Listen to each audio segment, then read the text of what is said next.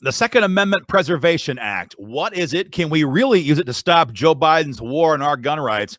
And what pitfalls must we avoid when trying to pass this in our state capitol? Aaron Dorr here. I'm going to answer all three questions in 3 minutes or less.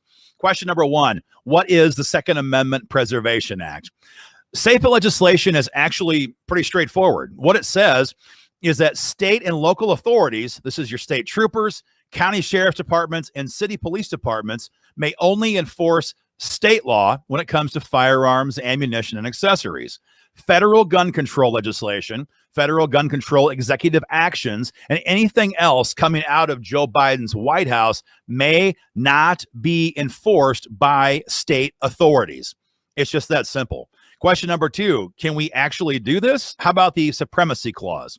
If you watch the news reports, the media, all the gun grabbers, and all the people in Washington, D.C. are trying to tell us we don't have the right at the state level to decide what federal laws we want to enforce. The truth is, we've always had that right. The 10th Amendment and the anti-commandeering doctrine have always said the states have the right to choose which federal laws they wish to interact with. And in a case where federal and state laws contradict, the states have an absolute right to say, we're not going to enforce that here in our state. The court has upheld since the 1800s this idea over and over, all the way up until 2018 Obamacare case, which had the same outcome. The states have this right. Don't take my word for it. Look at the marijuana situation across the country. Federal law makes it a crime to possess any amount of marijuana. But in over half the states in the country, the states have legalized it to some degree, and they have said we're not going to enforce federal laws that touch on marijuana.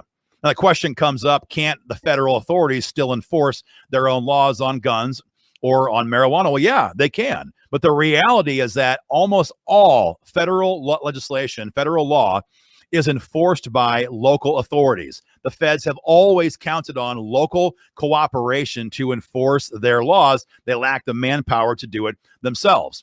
And so just as the DEA could come into the states and enforce federal laws on marijuana, but don't dare, the federal government will not come into these states and enforce federal gun laws if a bunch of states enact SAPA legislation. The key thing to avoid, though, the main pitfall is the lack of teeth. You cannot allow a SAPA bill to pass that does not have an enforcement mechanism.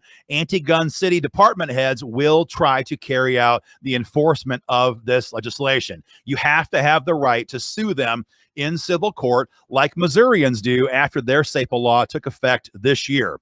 Don't fall for any gimmicks. Don't leave the discretion up to the governor to decide what to do or your attorney general. You have to have the right as the individual gun owner to take these departments to civil court for damages. That's how we stop federal gun control.